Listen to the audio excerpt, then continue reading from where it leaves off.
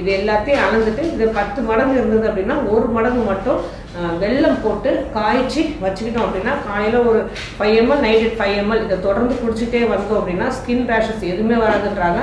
பித்தத்தால் ஏற்படுற எந்த வியாதியும் நமக்கு நோய்கள் எதுவுமே அண்டாது இருக்கிறதும் போயிடும் அப்படின்னு சொல்கிறாங்க.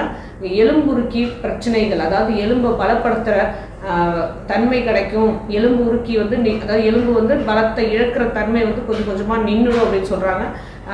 ஸ்கின்ல வர ரேஷஸ், சொறி, சிரங்கு எந்த பிரச்சனையும் வராது. காது வலி, தலைவலி இது எதுவுமே வராது. இழந்த பலத்தை வந்து மீண்டும் பெற முடியும் அப்படின்னு சொல்கிறாங்க. இப்போ இவ்வளோ சாறு சொன்னோம் இல்லையா, இப்போ இது இந்த பிரச்சனைகள்லாம் சரியாயிடும்னு சொன்னோம். இருக்கிற பிரச்சனை சரியாகிறதுக்கு இதெல்லாம் ஓகே. நம்ம இந்த சாறுகள் எல்லாம் சேர்த்து எல்லாமே ஒரு மருந்தாக செய்து நம்ம உடலுக்கு தேவையானதை எடுத்துக்க போகிறோம். இப்போது நம்ம இந்த பிரச்சனையே வரக்கூடாது, வயதாகுது, இந்த பிரச்சனையே நமக்கு இருக்கக்கூடாது, எலும்பு வந்து தன்னோட